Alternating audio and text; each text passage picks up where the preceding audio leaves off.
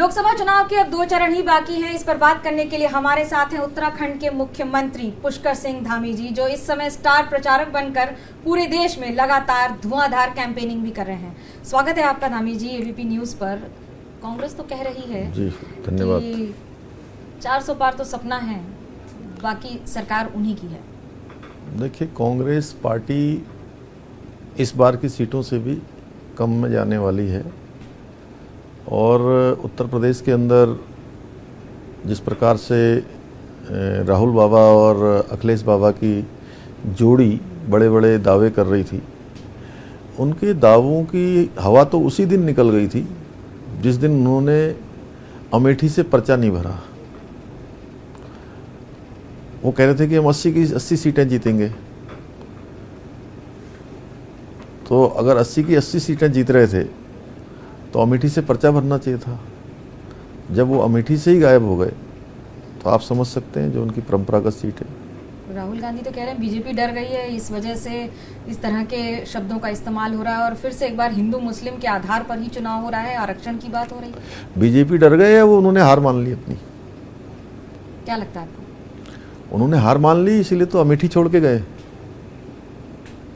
वर्तमान की स्थिति में जिस तरह से हम देख रहे हैं, अभी आपदाओं का भी समय है। मैं केदारनाथ पर आना चाहूँगी कि जिस तरह की त्रासदी हुई है वहाँ पर, उत्तराखंड में क्या सरकार तैयार है या तैयारियों में कोई कमी है? जो बार बार त्रासदी हो रही है और सरकार की विफलताएं सामने आ जाती हैं, क्या मानते हैं? नहीं, देखिए, विफलता जैसी कोई बात नहीं है।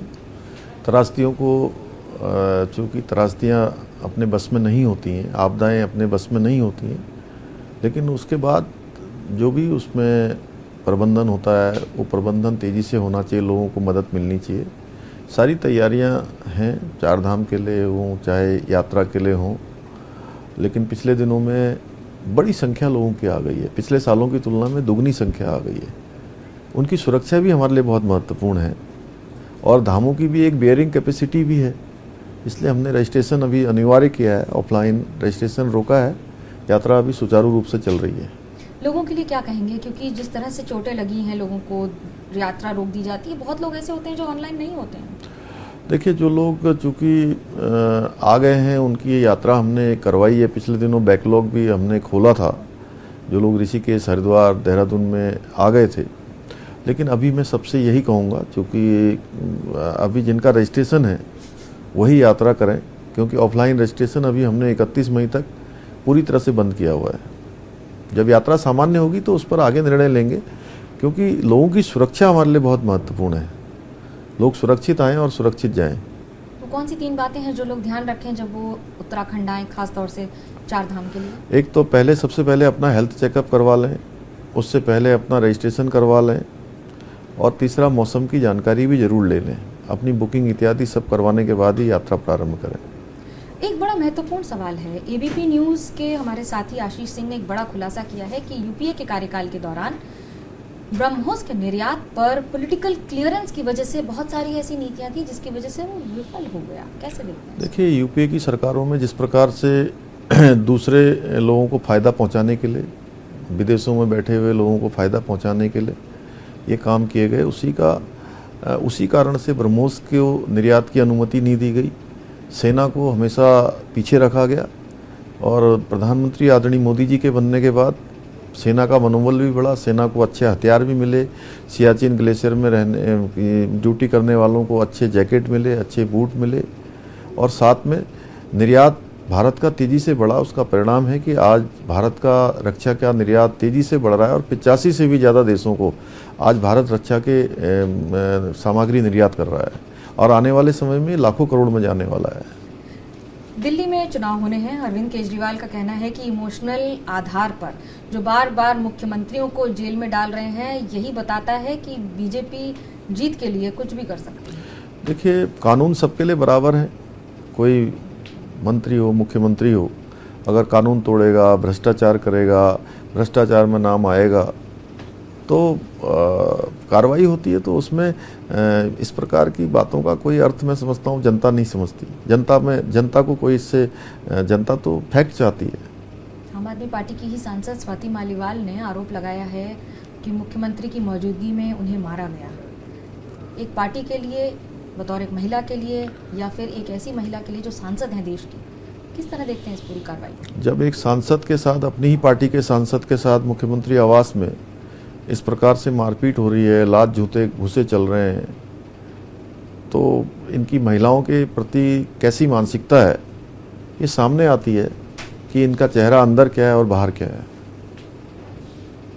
आपको लगता है कि ये जो विपक्ष है, विपक्ष ने भी इस पर चुप्पी साध ली है या फिर नहीं बोल रहे हैं, क्योंकि मणिपुर के मामले हो या फिर बाकी मामले हो, इसमें आवाज़ बुलंद की जाती है? इसमें पूरा का पूरा गठबंधन और आप पार्टी सारे एक्सपोज हो गए हैं कि, और इसमें प्रियंका दीदी का भी कुछ न बोलना, ये भी अपने आप में पूरे गठबंधन की सोच को बताता है।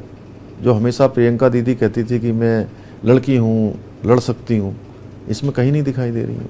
पश्चिम बंगाल की मुख्यमंत्री ममता बनर्जी, उन्होंने कहा है कि कलकत्ता हाईकोर्ट ने जो आदेश दिया है जिसमें ओबीसी के रिजर्वेशन में मुसलमानों की सम्मिलित होने पर जो ऑर्डर कैंसिल किया गया है वो उसको नहीं मानेंगी और उसको बरकरार रखेंगी। इनके लिए कोई नई बात नहीं है। एक तो इन्होंने देखे सबसे पहले जो संविधान के साथ खिलवाड़ किया है, संविधान की मूल भावना के साथ पाप किया है।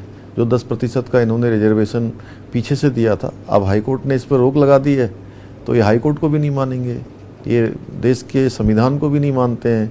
उल्टा ये कहते हैं कि मोदी जी संविधान को ख़त्म कर देंगे, भाजपा ख़त्म कर देगी, एनडीए ख़त्म कर देंगे। संविधान को तो ये ख़त्म कर रहे हैं, तुष्टीकरण कर रहे हैं। विपक्ष कहता है कि मुसलमानों से दिक्कत बीजेपी को है, इसी वजह से वो इस तरह की नीतियां लाती है कि मुसलमानों और हिंदुओं में बंटवारा करके देखा जा सके धर्म के आधार पर, लेकिन बात करती है कि आरक्षण नहीं देंगे धर्म के आधार पर। देखिए, हम संविधान की बात करते हैं, संविधान की जो भावना है, संविधान बनाते समय सारे प्रावधान उसमें किए गए हैं। हम संविधान का सम्मान करने वाले लोग हैं, ये संविधान को नहीं मानने वाले लोग हैं। फिर ये क्यों कहा जाता है कि अब अगली टर्म में आएंगे तो संविधान बदल दिया जाएगा और कई कड़े मेजर्स लाएंगे जिससे देश में हिंदू राष्ट्र बनाने की ओर प्रयास किया जाएगा, और इस तरह की ये सब भ्रामक है, ये सब झूठ है और इसका सत्य से कोई लेना देना नहीं है। देश की जनता जानती है, सबकी कार्यशैली जानती है, माननीय प्रधानमंत्री मोदी जी की कार्यशैली जानती है। इनको अपनी हाथ सुरक्षित दिखाई दे रही है, इसलिए इस प्रकार की बात करते हैं। 400 सीटें तो आज भी उसके लगभग भाजपा और एनडीए के पास हैं।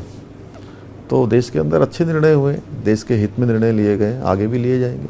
पुष्कर सिंह धामी उस राज्य के मुख्यमंत्री हैं जहां यूसीसी सबसे पहले लागू किया गया, कैसे आंकते हैं? क्या आपने सफलता से उसे लागू किया और पूरे देश में जब लागू होगा तो कैसे होगा? बिल्कुल, देवभूमि उत्तराखंड के लोगों ने उसके लिए हमको अपना आशीर्वाद दिया था, हमको सरकार में आने का अवसर दिया हमारे प्रधानमंत्री मोदी जी के नेतृत्व में, और हमने ये संकल्प रखा था देवभूमि उत्तराखंड में कि हम नई सरकार बनाएंगे तो नई सरकार के बनते ही हम सबसे पहले यूसीसी लाएंगे, और हमने वो संकल्प देवभूमि उत्तराखंड की जनता के साथ पूरा किया है। संकल्प हमारा पूरा हुआ है, हमारा वायदा पूरा हुआ है। मोदी जी की गारंटी उत्तराखंड की जनता के लिए पूरी हुई है। अब ये गंगोत्री उत्तराखंड से निकली है, पूरे देश को लाभ देगी। बाकी राज्यों में चुनाव हो जाते हैं जैसे कि उत्तराखंड में हो गया, लेकिन उसके बाद लोग सोचते हैं कि मुख्यमंत्री अब आराम कर रहे होंगे। मुख्यमंत्री की इस समय कार्यशैली चल क्या रही है, क्योंकि बतौर स्टार प्रचारक तो आप पूरे देश में ट्रैवल कर रहे हैं? नहीं, मैं पार्टी का कार्यकर्ता हूं, और जैसे हमारे प्रधानमंत्री जी ने कहा कि लोकतंत्र का उत्सव है, वो भी अनेक स्थानों पर जा रहे हैं, इतना परिश्रम कर रहे हैं, गर्मी में, इतनी धूप में, इतना हाई टेम्परेचर में, दिन में 4, 5, 6 रैलियां कर रहे हैं। तो हम लोग भी उनसे प्रेरणा लेकर अपनी पार्टी का, अपने दल की बातें, माननीय प्रधानमंत्री जी की जो सरकार ने काम किया है, लोगों तक पहुंचाने का प्रयास कर रहे हैं। वोटिंग परसेंटेज कम हो रहा है, चिंता हो रही है कि 400 पार नहीं हो पाएगा? नहीं, वोटिंग प्रतिशत कम हो या ज़्यादा हो, लेकिन 400 पार का संकल्प पूरा होगा और साथ में ऐतिहासिक जीत होगी, क्योंकि मोदी जी को प्रधानमंत्री बनाने के लिए लोग आ रहे हैं। जो लोग निराश हो गए हैं वो थोड़ा कम वोट कर रहे हैं। शपथ ग्रहण में सम्मिलित होने के लिए भी तैयारी कर ली आपने 4 जून के बाद? जी बिल्कुल, पूरा देश सम्मिलित होगा, उसमें हम लोग भी होंगे। धन्यवाद धामी जी हमसे बात करने के लिए। तो ये थे पुष्कर सिंह धामी, देवभूमि से उत्तराखंड के मुख्यमंत्री, जो इस बार बता रहे हैं कि 400 पार का आंकड़ा पार करेगी बीजेपी, लेकिन समय ही बताएगा 4 जून को कि कौन कितनी सफलता के साथ आगे बढ़ चुका है। कैमरा पर्सन सूरज पांडे और हुमैन के साथ मनोज्ञा लोईवाल, एबीपी न्यूज।